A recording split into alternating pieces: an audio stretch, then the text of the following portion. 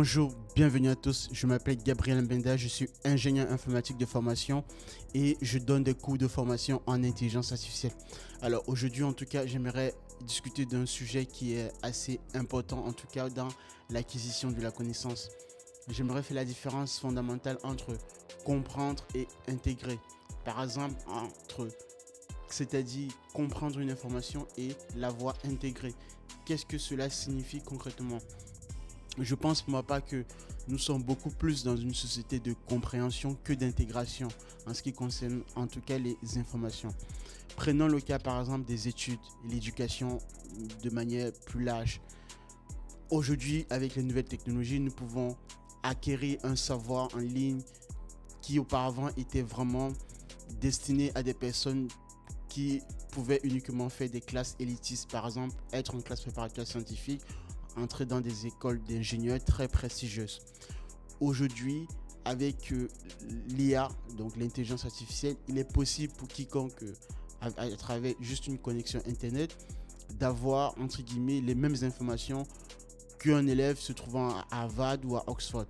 Simplement, il y a un bémol à mettre à ce niveau, c'est que l'intégration ou le mode d'acquisition du savoir ne sera pas le même, tout simplement parce que le fait de faire une école d'ingénieur prestigieuse ou d'entrer dans une classe préparatoire scientifique, ce n'est pas simplement le fait d'obtenir un savoir qui est restreint.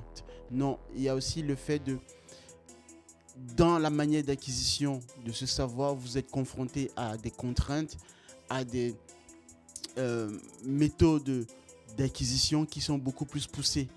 Alors que lorsque vous êtes livré à vous-même, juste avec une connexion Internet, vous pouvez bien sûr avoir ces informations, mais ce sera beaucoup plus difficile pour vous parce qu'il vous faudra une dose de discipline et surtout d'abnégation pour pouvoir y arriver. Voilà déjà la première partie fondamentale qui fera la différence entre vous et cette personne qui sera dans une école préparatoire scientifique élitiste ou une école d'ingénieur très élevée.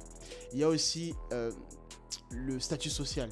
Ça, c'est quelque chose dont on n'en parle pas le plus souvent, c'est que malgré tout, même si vous êtes quelqu'un d'assidu, quelqu'un qui aimait la science, la connaissance, le fait de pouvoir obtenir un savoir sans avoir été validé par une institution, par un organisme, l'État, tout simplement, de manière étatique, là où vous vous trouvez, vous n'aurez pas la reconnaissance au même titre que si vous étiez passé via un parcours d'intégration ou un parcours scolaire balisé.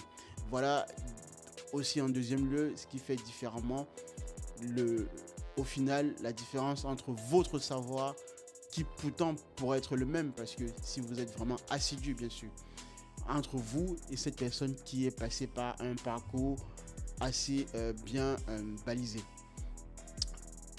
Un autre élément aussi à signaler, c'est que il y a aussi dans cette société, je pense que quand on regarde les réseaux sociaux, on peut quand même néanmoins s'accorder sur le fait de dire que beaucoup de choses peuvent être améliorées dans la transmission et la création de contenu qui est faite.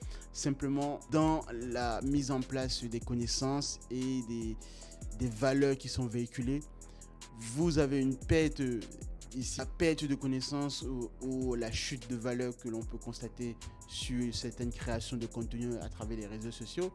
Cela se situe au niveau de la paresse.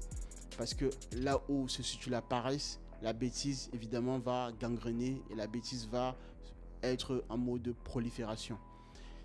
Vous pouvez avoir tous les outils technologiques, toute la connaissance en ligne disponible, mais si vous avez des êtres qui passent le temps à ne pas être disciplinés, à ne pas vouloir un tout petit peu pousser la réflexion beaucoup plus longue parce que cela demande un tout petit peu de souffrance, bien sûr, lire un livre et lire sur une tablette ou bien regarder une vidéo, ce n'est pas du tout la même chose au niveau du cerveau.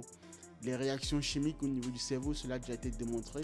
Lorsque vous lisez un livre et lorsque vous regardez une vidéo, votre cerveau ne réagit pas de la même manière.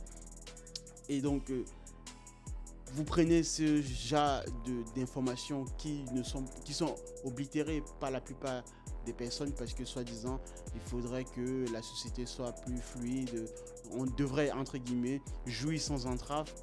Et ben tout cela donne le fait qu'on arrive à une société qui se laisse de plus en plus aller dans tout et n'importe quoi, excusez-moi le terme, mais c'est le cas en tout cas lorsque vous constatez les réseaux sociaux. Et donc, au fini, il y a uniquement une poignée de personnes, 1%, des personnes qui maîtrisent réellement un savoir, quel que soit le domaine, et les 99 personnes des autres ne font que suivre. Je vais m'arrêter là aujourd'hui, mais je voulais simplement donner ceci comme information entre le fait de comprendre et intégrer. La compréhension, ça passe déjà par, bien sûr, une curiosité du savoir, une, une méthode ou une envie d'aller comprendre comment les choses fonctionnent à leur niveau fondamental.